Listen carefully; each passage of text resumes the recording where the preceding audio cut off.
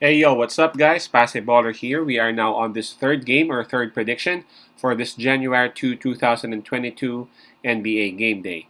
This is the game between Indiana Pacers having a record of 14 wins and 22 losses and Cleveland Cavaliers, the home team, with a record of 20 and 16. Sorry about that. This one will be played 6 o'clock p.m. Eastern Time, so that's going to be 7 o'clock a.m. here in Manila. And before we proceed, I'm just inviting everyone who have not subscribed yet to our YouTube account or YouTube channel, Pasay Baller. Please click on the subscribe button below. At the same time, hit on the bell logo. That way, automatically, you guys will be receiving notifications whenever new videos are uploaded. All right, let's take a look at the Eastern Conference standings first, as that's where these two teams belong. For Cleveland Cavaliers, they are number 5. And for their last 10 games, Cleveland has won 6. Unfortunately, approaching this game, they are actually on a 3-game losing slump. For Indiana Pacers, they are stuck in number 13. They're down there at the bottom. For their last 10 games, they have only won 4 games. And approaching this game, they are also having this 3-game losing slump. Approaching this game, Cleveland Cavaliers would have the home court advantage. Momentum na both teams are actually on the slump. Um, Fatigue factor, both teams also rested yesterday. So let's skip that part. Let's go ahead and check on the injury list for both teams. For Indiana Pacers, we got TJ Warren, TJ McConnell, Jeremy Lamb, Malcolm Brogdon, Chris Duarte, Isaiah Jackson, and Keelan Martin. So that's a total of 2, 4, 6, 7 players out for Indiana Pacers. And if you would notice, majority of which are actually guards, backcourt. For Cleveland Cavaliers, well, I'm happy to see that there have been improvements because lately, I mean, previously, there were a lot of players out for Cleveland, but I'm seeing again less uh, players now in the list for Cleveland. I see Colin Sexton, Cedi Osman, Darius Garland, Ricky Rubio, all confirmed out for this game. So that's a total of 4. And then there's a Dylan Windler. Windler is actually on game time decision. He is tagged as questionable for this game. But again, we'll see, and we have to wait until game time decision to hear any updates whether he would be cleared to play or not. So 4 out, possibly 5, depending on Windler's situation. And checking on the spread,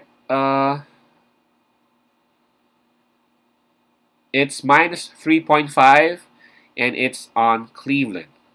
Um, right now, I gotta say that Indiana Pacers, they have, they are a strong team.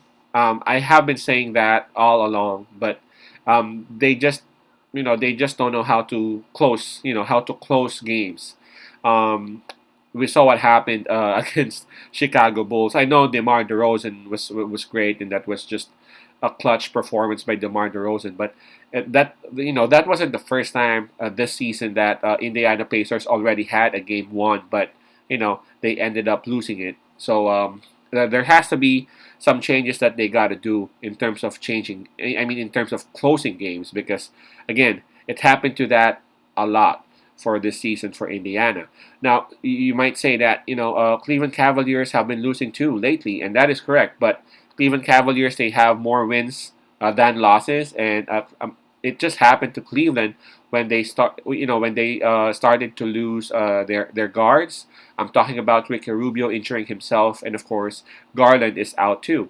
So it's been hard for Cleveland to really make the necessary adjustments. But for me, for now, I think Cleveland Cavaliers has already done the necessary adjustments for their guards. Actually, they did well against Atlanta Hawks. It's just that they blew that lead that they were having against Trey Young and his Hawks. But I feel like Cleveland Cavaliers has already done their necessary adjustments in terms of their backcourt. So I'm talking about Pangos and Okoro doing the backcourt duties. Um, I'm not sure if Rondo would be available already. I'm not even sure if Rondo is already cleared, but we just heard that Rondo was traded to Cleveland Cavaliers, and Rondo would be a huge help, man. Trying to run this young squad, and the Cleveland Cavaliers, man, they got a very strong and very big front court. Sabonis is one of the best bigs there in the NBA, along with Turner. But Cleveland Cavaliers, man, they got Love, they got Love, they got McCannon. They got Allen, they got Fall, they got Mobley. They have a lot. They have a lot of bigs that there wouldn't be a single minute that there wouldn't be an outstanding big out there for Cleveland Cavaliers. So what I'm trying to say is that Indiana Pacers won't really have um, the supposed to be advantage that they have, and that's the paint. I don't think they would have that. Plus, they would be having a lot of troubles because their backcourt, a lot of their backcourts are actually out. And Chris Duarte, their rookie man, it's gonna eat up on them. So I'm picking Cleveland Cavaliers on this. I think both teams are having losing streaks, but I think it's going to be Cleveland Cavaliers who would end their losing streak at the end of this game, and I think they are just well enough to actually cover that spread of minus 3.5. So our pick on this one would be Cleveland Cavaliers minus 3.5. Cavs minus 3.5. Peace out, Pasay love, and God bless.